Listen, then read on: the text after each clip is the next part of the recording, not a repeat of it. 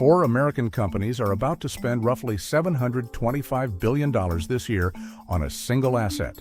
Not oil, not factories, not chips. Compute.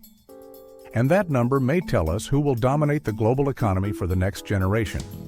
Amazon, Microsoft, Alphabet, and Meta together have guided to roughly that figure for 2026. Just 1 year earlier, those same four companies spent about $410 billion. Their investment has increased by roughly 77% in just 12 months. That is more than most countries spend on their entire military. And it is being deployed to build something no nation has ever had to compete for before: the physical infrastructure of intelligence. For more than a century, global power ran on oil. Whoever controlled the wells, the refineries, and the shipping lanes held leverage over everyone else.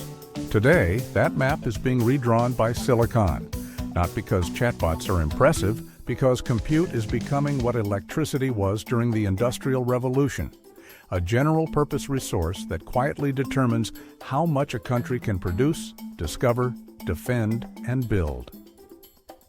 The nations that control advanced computing infrastructure may gain enormous advantages in productivity, scientific research, healthcare, industrial automation, defense, and economic growth. Everyone else may end up renting that capability at a price determined somewhere else. So the question defining the next decade is not which company builds the smartest AI model.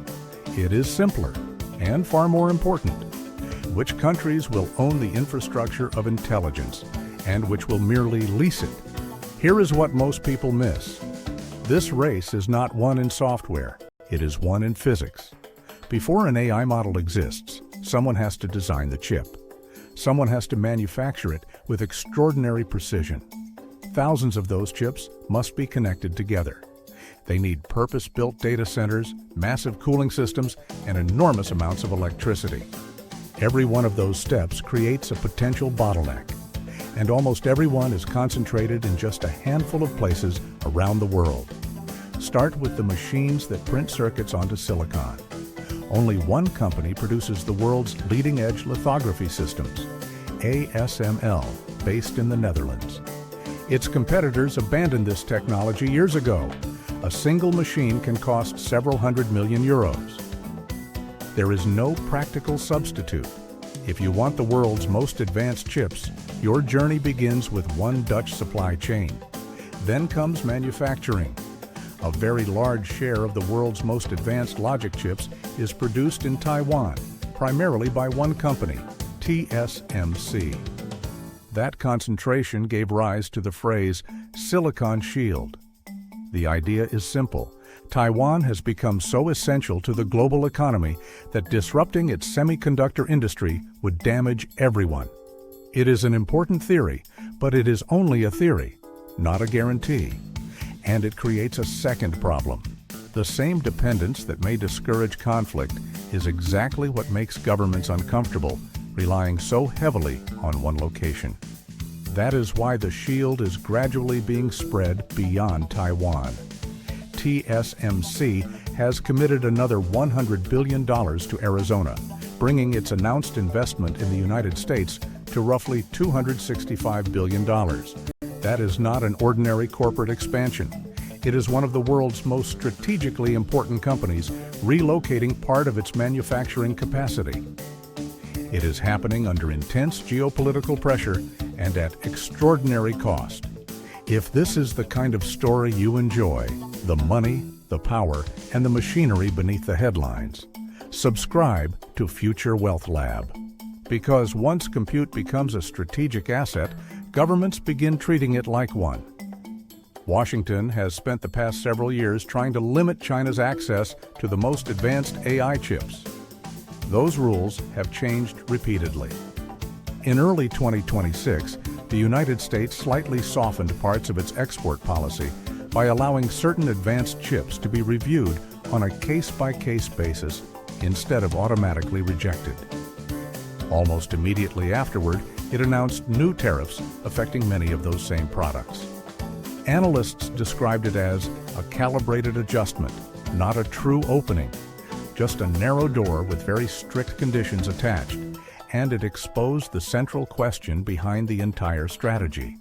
Do export controls actually slow a rival, or do they simply encourage that rival to become technologically independent? The answer so far appears to be both. China's answer is Huawei, working with its domestic chipmaker, SMIC. Huawei has reportedly targeted around 1.6 million AI chips in 2026, roughly double the year before. That is a serious industrial response. But the constraints are real too. Chinese production remains stuck a generation behind the leading edge, and there is a quieter bottleneck: memory. A processor is only as useful as the memory feeding it data. China's domestic supply cannot yet match its ambitions. For now, its most advanced AI hardware still leans on foreign components it cannot easily replace. Still, the trend matters more than any single year. Morgan Stanley has estimated China's AI chip self-sufficiency rose from roughly 20% in 2023 to over 40% by 2026. It projects around 85% by 2030. That is a projection, not a fact. Forecasts in this industry age badly. But if it is even directionally right, export controls are not a wall. They are a clock, and Beijing has a clock of its own. In late 2025, China extended its grip on rare earth minerals. These are the materials inside magnets used in defense systems, electric vehicles, and the cooling and power equipment of data centers. China handles roughly 90% of the world's rare earth processing. The most aggressive provisions were paused after negotiations. They have not disappeared. Washington built a choke point. Beijing built one back, which is why chip war is the wrong phrase. It is not one war. It is a web of dependencies in which almost no one is truly sovereign, including the countries that look strongest. That realization is now driving hundreds of billions in government spending under a single phrase: sovereign AI. The logic is straightforward. If your hospitals, banks, courts, and militaries eventually run on artificial intelligence, and every layer of it is owned and governed abroad, then your economy has a foreign dependency at its core. Governments have decided they would rather not discover that later. The Gulf states moved fastest. Stargate UAE is a 1 gigawatt computing cluster inside a 5 gigawatt campus in Abu Dhabi. It is being built by the Emirati firm G42 with OpenAI, Oracle, NVIDIA, Cisco, and SoftBank. The UAE's AI minister has said the campus will cost more than $30 billion. Saudi Arabia is pursuing a comparable path through its state-backed AI company, Humane. Europe is taking a different route: less capital, more leverage. Mistral, France's frontier AI lab, was valued at 11.7 billion euros last September. It has since been reported in talks at roughly 20 billion. Its largest shareholder is ASML, the lithography company. And rather than only building models, it is building its own computing capacity. Mistral is aiming for a gigawatt by 2030. Britain has committed over £1 billion to sovereign AI hardware, including a national supercomputer. India is running the most interesting experiment of all because it is not pretending to outspend anyone. Its national AI mission, worth around $1.25 billion, subsidizes access to tens of thousands of chips at roughly $1 per hour of use. The goal is not dominance. It is making it economically rational to build AI in India rather than rent it from abroad. Cheap compute as industrial policy. But strip away the announcements, and one number tells the real story. Research from the Center for a New American Security found that more than 80% of all tracked sovereign AI investment worldwide is concentrated in just two regions: the Middle East and East Asia. The world is quietly separating into compute-rich and compute-poor nations. And that separation has a physical ceiling almost nobody saw coming: electricity. The International Energy Agency projects global data center electricity use will roughly double by 2030, reaching around 945 terawatt-hours. That is close to Japan's entire annual electricity consumption today.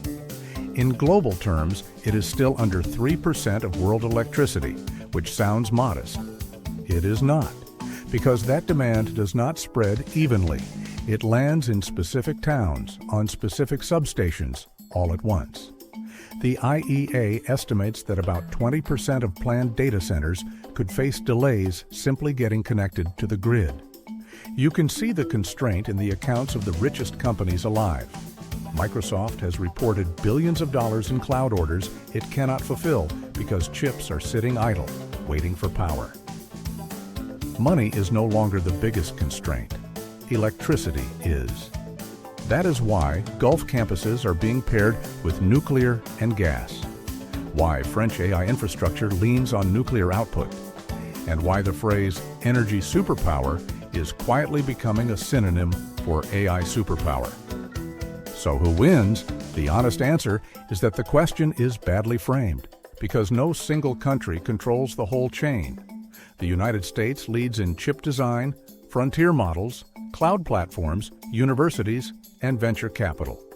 But it does not manufacture its most advanced chips at home, and it does not make the machines that make them. Taiwan manufactures but depends on Dutch equipment. The Netherlands holds that monopoly but has no frontier labs.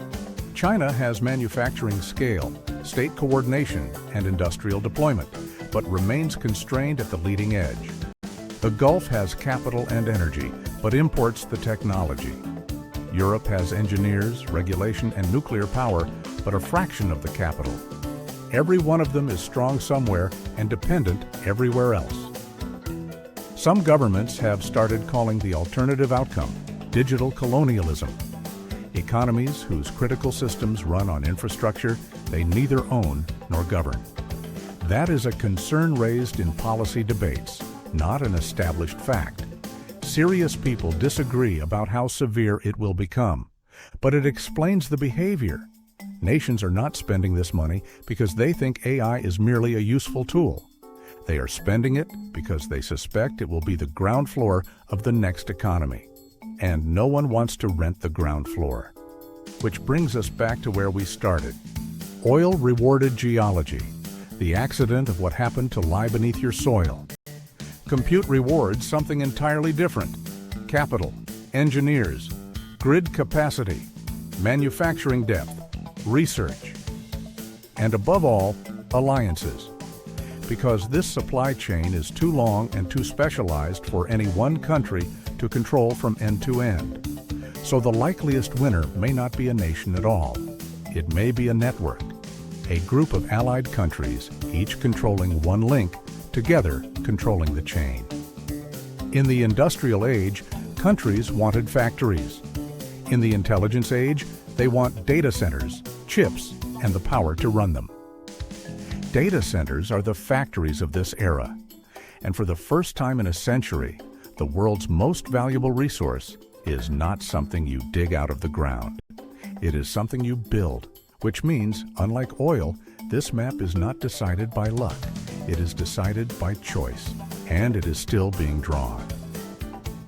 Next on Future Wealth Lab, the energy war beneath the AI boom and why electricity, not silicon, may become the real bottleneck of the next decade.